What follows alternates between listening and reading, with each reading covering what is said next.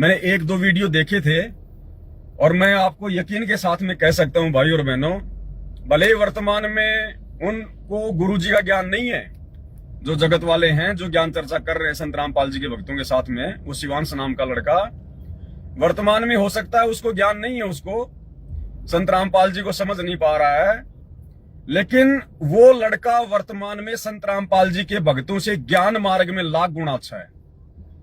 उस व्यक्ति को भले ही शास्त्रों की शास्त्र अनुकूल भक्ति का ज्ञान नहीं है, लेकिन उसको जितना ज्ञान है, जितना उसने अपने गुरुओं से सीखा है, जो शास्त्र विरुद्ध ज्ञान उसने अपने गुरुओं से सीखा है ना, उस शास्त्र विरुद्ध ज्ञान में भी वो संत रामपाल जी के भक्तों से लाख गुना बुद्धिमान है, लाख गुना बुद्धिमान।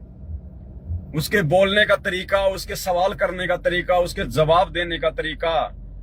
तो भाई आप लोग नहीं जीत पाओगे, क्यों फालतू में अपनी बेइज्जती करवाते हो? अपना वो बंदर जैसा थोबड़ा लेके तुम वहां पे बैठ जाते हो हैं मान बढ़ाई में आके, और जब तुमसे वो सवाल करता है, वो कांटे के सवाल करता है, वो बिल्कुल एक्यूरेट सवाल करता है, क्योंकि वो जिज्ञासु है, उसको शास्त्र अनुकूल भक्ति का कुछ नहीं पता, इसलिए उसके अंदर बहुत सारे सवाल हैं, शंकाएं हैं, और वो जानना चाह रहा आप लोगों से, लेकिन आप लोग जवाब देने में समर्थ नहीं हो।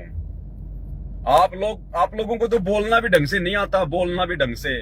अरे आप लोगों के तो कोई पिछले संस्कार थे जिस कारण से भगवान ने अपनी शरण में ले लिया। नहीं, आप लोग तो वही बात है भाई और बहनों, चाहे एक बार बोलूं चाहे मैं 50 बार बोलूं, भक्तों को दो देली का ज्ञान नहीं है। जो गुरुजी ने ज्ञान दे दिया ना, उस ज्ञान के आधार से भी आप जी दुनिया को सेटिस्फाई नहीं कर सकते, आप दुनिया को संतुष्ट नहीं कर सकते। क्यों?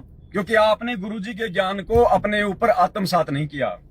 भक्तों ने संत रामपाल जी के ज्ञान को अपने जीवन में अमल नहीं किया, लागू नहीं किया, जिस कारण से ना तो उनको बोलने चालने का तरीका है कि सामने वाले के साथ में कैसे सवाल जवाब करें, कैसे उसके सवालों का जवाब दें, कुछ नहीं पता है। तो भाई और बहनों, क्यों तो अपनी बेइज्जती करवाते हो, और क्यों सतगुरु रामपाल जी परमात्मा की बेइज्जती करवाते हो? अब जगत वाले तो यही सोचेंगे यार जैसा गुरु वैसे चेले होंगे, चेला तो उतनी बात करेगा जितना उसके गुरु ने समझाया है, जवाब तुम एक भी दे नहीं पाते उसकी बातों का। तो भाई और बहनों, ये काल की सूक्ष्म चाल है। वर्तमान में काल इस प्रकार की ज्ञान चर्चाओं के माध्यम से आप लोगों का समय बर्बाद करवा रहा है। आप लोगों की जो कीमती श्वासें हैं, जिनका प्रयोग हमने भक्ति में करना है, वो हमारी कीमती श्वासें काल बर्बाद करवा रहा है। अरे हमारा जन्म कोई ज्ञान चर्चा के लिए नहीं हुआ है, ध्यान रखना इस बात का। हमारा जन्म परमात्मा ने इसलिए दिया है कलयुग की पिछली पीढ़ी में, कि परमात्मा ने हमें जो भक्ति करने लायक जितना ज्ञान दे दिया ना, उस ज्ञान के आधार से हम अपनी भक्ति को सफल करें, अपना आत्म कल्याण करवाएं।